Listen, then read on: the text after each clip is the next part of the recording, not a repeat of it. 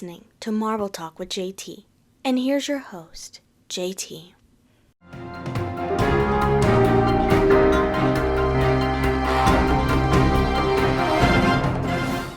Welcome back to another episode of Marvel Talk with JT.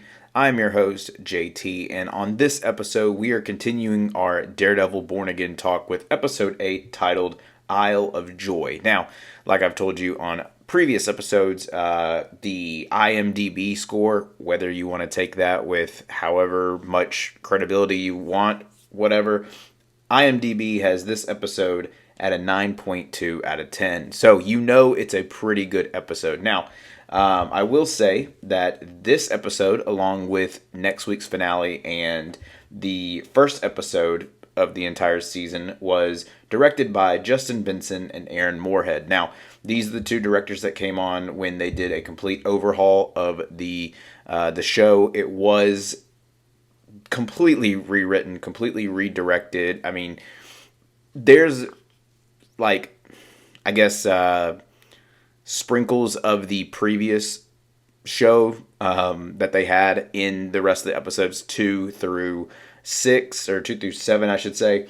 But you can tell in this episode that there is a switch, there is a flip. You can feel just by the cinematography, just by how the acting is, in just, well, even in episode 1 and then now, episode 1 and episode 8 feel very much connected. Not saying that 2 through 7 aren't connected, but they have more of that Matt Murdock feel, where 1, 8, and I'm assuming 9 is going to have more of a Daredevil feel, and I'm here for both. So I like the entirety of this season, but I will tell you guys a little truth here. Here it is. And I've said this almost every episode so far, but this episode, episode 8, is by far my favorite. I've had a lot of really good episodes that I liked, but this one is fantastic. So let's go ahead and break it down for you and give you my thoughts and opinions on the show. Now, like I mentioned, this episode is 100% under the new regime for Daredevil Born Again. So you have different camera angles, you have different different aspect ratios, the coloring, just anything that is shot was completely different. It has a different feel to it, and one that is more darker and a little bit more grittier, I should say. You can tell that things are starting to connect and things are starting to come together for the finale that we're about to see next week. But this one is really interesting because we get to see a certain character come back and have a pretty big role in this episode, while Matt is dealing with relationship issues, and so is Wilson Fisk, but he's repairing those relationship issues with Vanessa. So Matt and Heather are kind of in a little bit of a turmoil here because, she killed Muse, as we talked about, and she's kind of I can't believe, she's putting Muse and Daredevil in the same boat, where Matt's I don't think that's true. Whereas Wilson Fisk and Vanessa Fisk, they're starting to, come together saying, hey, look, I know why you're doing this. I love you. Thank you for being that, kind of that rock while I was gone. And Vanessa was I understand. So Wilson takes her down to a place to show her how much, he cares and stuff. And it gets really brutal, but a lot to get to before that. Again, you're dealing with the aftermath of Muse getting killed, the task force taking the full, I don't want to say blame, but they're basically saying, hey, we did it, no one else did. Because remember, Wilson Fisk wants nothing to do with vigilantes. He's trying his hardest to get that out of the way. And so if anybody hears that Daredevil was a part of it, then that's not looking good, because you want vigilantes to go bye-bye. But if people know that Daredevil was the one that, helped kill Muse, then the city is going to start saying like, well, we need these vigilantes back on the street. In this episode, I think one of my favorites is that you see two sides of the same coin, and that coin is Daredevil and Wilson Fisk, and you see how each character mimics and mirrors one another. And truth be told, I think that has just been the best thing for this season is they're both, and I've said this before in my episodes, they're both scratching an itch that they want to get back to their previous lives, but they can't, and they don't want to, I should say, because of what their new chapters are telling them to do. You know, with the death of Foggy, Matt is trying to put Daredevil away, but Kingpin is running for mayor, but he's still doing his, he still has a role in this mob mentality, and both of them are trying to jockey for position, and that leaves with this ending of this episode very interesting to see how the finale, plays out. Again, I love this episode, not because of the storytelling, but I think cinematically, this episode was really, really good from the color aspects of one character and Daredevil. We all know Daredevil sees the world burn, and that's basically how he sees it, with his blindness. But the other character sees it as a stone cold lens, all blue, and so it's very interesting to see those two aspects as well.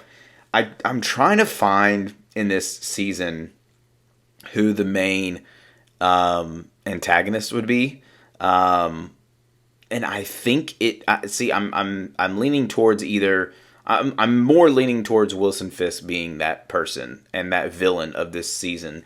But I mean, you have Muse in there, you have Bullseye, you have like the Task Force, you have these other different players in this role that you could easily say that one of those could be the biggest threat this season has. But I think ultimately it is Wilson Fisk. So let's go ahead and break it down into spoilers. The one character that returns is Bullseye. We learned that Kingpin has moved him from a more like safer holding place in prison to the Gen Pop, which is the general public holding facility.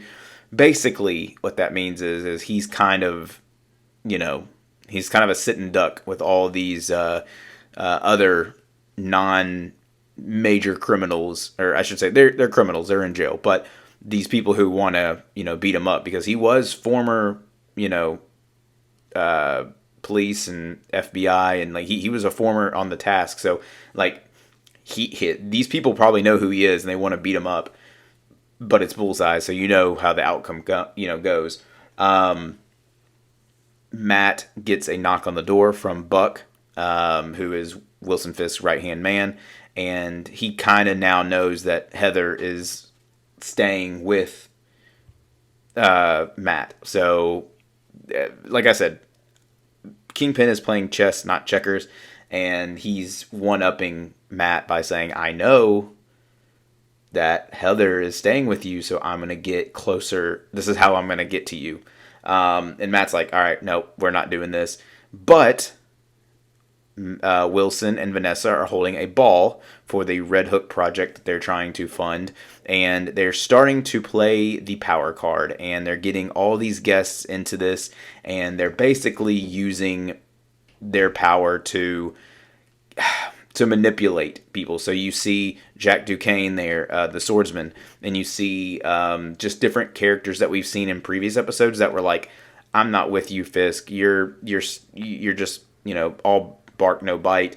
Well, now Fisk is like, hey, I'm going to show you, my task force is going to show you the bite while I do the bark. And Jack Duquesne is one of those characters where he's like, Wilson kind of makes this comment where he says, hey, if you don't do this, then I might have to out you with your vigilante, partners, or your vigilantiness that you have as the swordsman. And he was like, yeah, that's even he says what he said. He said, like, even if that was true, I like you can't do that. And it's just an interesting take on how Wilson Fisk is the bark and his task force, essentially a bunch of crooked cops, are the bite. And Matt and Heather are invited to this ball, and it's quite interesting because Matt wants nothing to do with it, but then he goes and he's trying to get a hold of Wilson and Vanessa and kind of just see what they're about. And I love when Matt uses his ultra like hearing ability, or he can hear things, because there's a one part in this episode where he hears the conversation between Jack Duquesne and Kingpin. He hears conversations between two, characters here and there, here and there. Well, he's doing that. Us, the audience, is listening into the conversation as well. But in the background, Heather is trying to talk to him, and Heather's like, "Okay, you're not even paying attention to me. You're zoning out. You've been doing this for a while. What's been going on? Da da da da da." Matt's like, "No, no, no. It's fine. It's fine." But it's really not. We all know it. So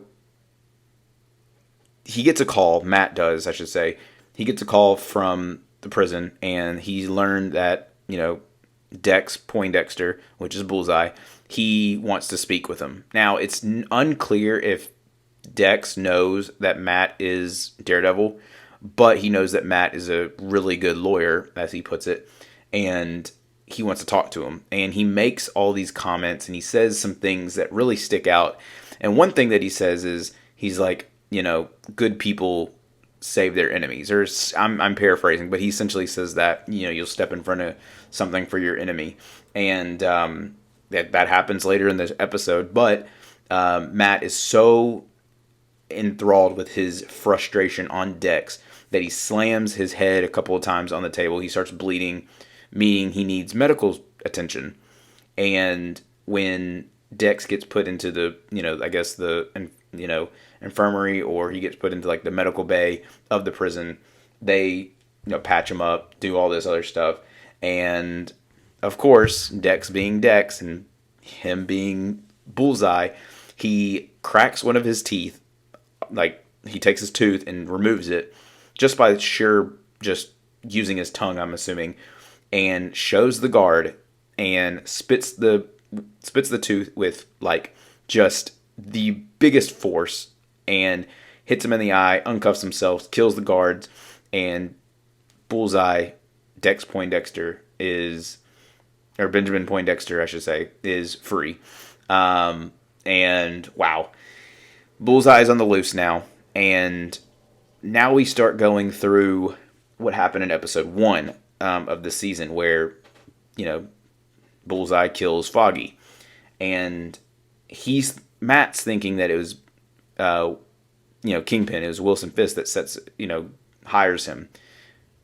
Well, in talking with Bullseye or Poindexter, he comes to find out that that's not true. It's Vanessa. He learns that Vanessa, through some other conversations with characters like Josie and Cherry, he learns that it was Vanessa that did it. And what happens is, and I got this information from watching New Rock Stars. Shout out to Eric Voss and those people over there. The client that Foggy was helping, Dumb Benny, we learned through the conversation of Dumb Benny and Foggy that Dumb Benny had information on things that happened at Red Hook and the mob and stuff like that, and like the Five Nations and all these other gangs or whatever. And Vanessa is in the lead of controlling that, and so when you hear all that, Matt figures it out. He wants to He wants to confront Vanessa about it, and they're in the ballroom, and it's the first dance, and Kingpin and Vanessa are dancing, and then Matt and Heather step in. Matt takes Vanessa. Vanessa's like, "What are you doing?" He's like, "I know you killed Foggy." Vanessa's like, "Calm down," and they're talking. And as all this is happening, Bullseye, who escaped prison, gets up into the top of the ballroom and is pointing his rifle at Kingpin, going to kill him. But our boy Matt Murdock steps in the way and gets shot. Now, this is how the episode ends. You see the ending of the episode with Matt. The whole lens is red and it's flipping upside down, but the opening of the episode is a blue flower that is rotating upside. It goes from, like, it's rotating. So the opening and the ending are both blue for the opening, red for the ending, both twisting. It's very, again, the cinematics of this episode was great and I loved it. Something else that we need to also touch upon before I get to what the people are saying. BB Urich is smarter than we all could have thought. She confronts the commissioner of the police force, and he basically says, Kingpin is he was the first, like, the lead suspect in your uncle, which is Ben Urich, his murder. That happens in the Netflix show of Daredevil, and she's like, yeah, I know. I'm not always writing. All the articles are not always in my name, meaning she's been doing, like, ghost writing and writing articles that are not in her name, but it's from her. And so she's smarter than she's leading on, to be honest. Some other things is the task force is full on just nasty business from the task force. A dude was literally trying to take a picture of Kingpin, and he has the flash and the sound on, and Kingpin sees him, sends his task force to go after him. They put him in the kitchen, they slam him up against the wall, and they put his hand that he was taking the picture with in the fryer. It's just crazy. But basically, that's in the entire episode. I'm probably missing a few things, but it was a really good episode overall. What are the people saying? A lot of people texted me saying it was their favorite episode as well. Some people that I've talked to are actually waiting to watch this episode and do a binge of episode 8 and 9 when the finale comes out next week, which is fair. I'm all for that. Do what you please. I think this episode's great. It's my favorite of the 8 so far. Now, have I said that about almost every episode? Yes, but I can also change my mind. It's a fantastic episode, and truth be told, I'm just ready for the finale. I do think that the finale I'm hoping that it lands, and per interviews with Benson and Moorhead, the directors, they have said that it is very violent, very, like, just out there, and I'm so excited, and I can't wait to see what happens. So, to play it out for you guys, next week is the finale. It comes out on Tuesday on Disney+. Then I'll have my episodes out on Friday like I normally do. And then the next week following that, so if we're looking at the calendar, next week's episode will drop on the 18th of April. And then on the 25th of April, I will do a full season 1 of Daredevil Born Again recap. And I might have a very special guest. We'll see. So, without further ado, thank you guys so much for listening and following along. Comment down below or comment on this episode or on this podcast episode, I should say, what you think about the Daredevil episode. But that will do it from me. Thank you so much for listening, and I will catch you next week.